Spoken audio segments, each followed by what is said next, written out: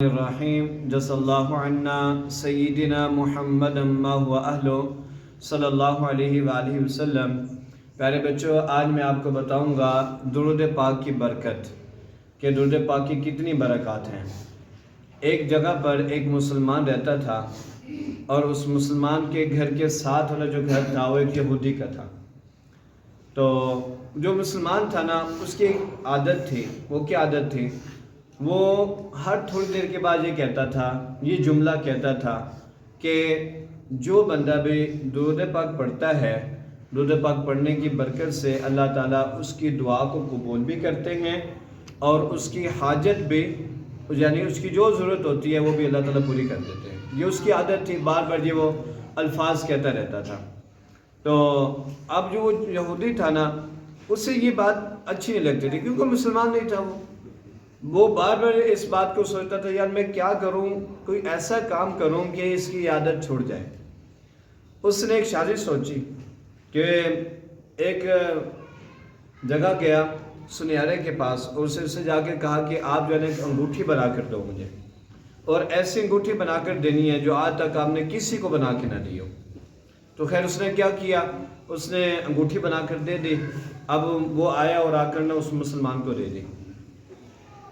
اس یہودی نے مسلمان کو دی اور آ کر کیا کہا کہ میں شہر سے باہر جا رہا ہوں، یہ انگوٹھی آپ کے پاس امانت ہے، آپ اس انگوٹھی کو رکھ لو، اور جو ہے میں جب واپسی آؤں گا آپ سے لے لوں گا، ٹھیک ہے۔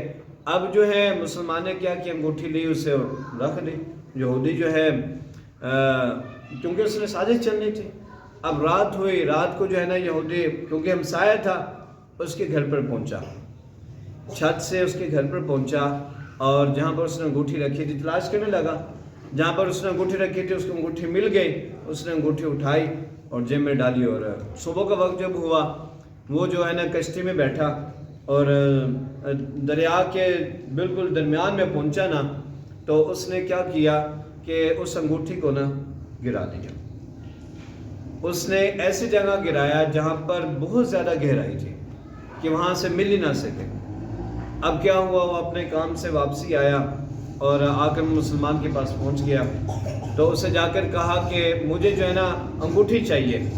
اس نے کہا اچھا بھائی آپ ایک کام کرو، میں جو ہے نا ایک جو مچھلی لے کے آیا ہوں، اور بڑی شوق سے لے کر آیا ہوں، وہ میری اہلیہ تیار کرنے لگی ہے، تو آپ نے کھانا کھا کے جانا ہے، آپ سفر سے واپسی آئے ہو، تھکے ہوئے ہوں گے آپ۔ تو خیر اس نے کیا کیا، اس نے کہا ٹھیک ہے میں بیٹھ جاتا ہوں۔ وہ انتظار کرنے لگا۔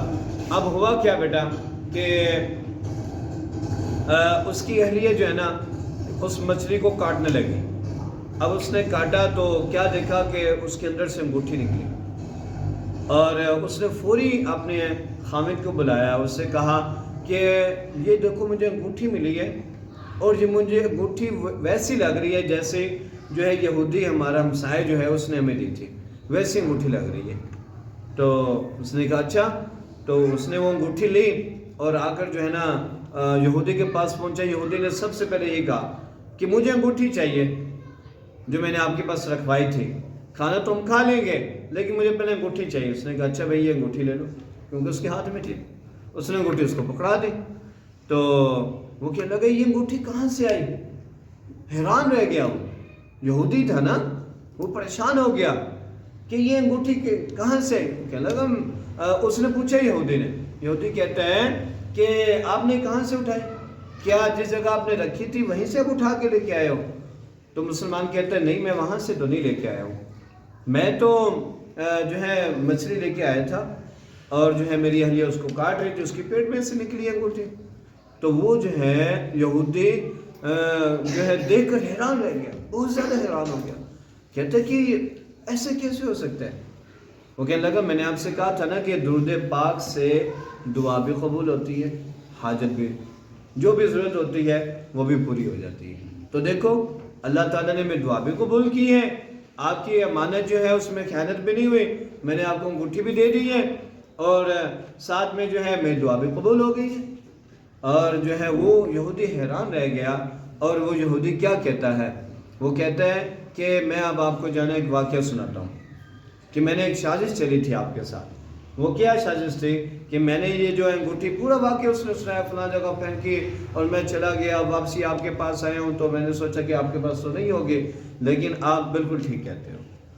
اس نے کہا کہ مجھے بتاؤ کہ غسل کی جگہ کہاں پر ہے, میں غسل کرنے کے لیے جاؤں گا.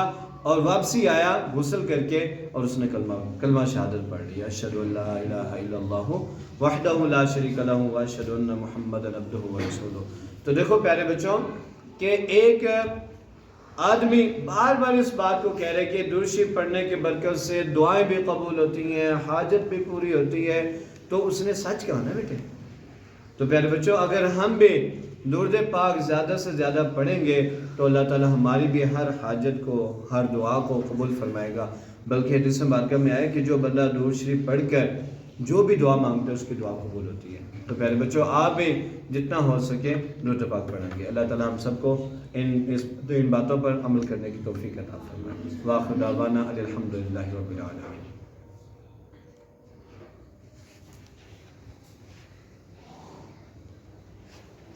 جی وعلیکم السلام. بس بیٹا بند کر دو.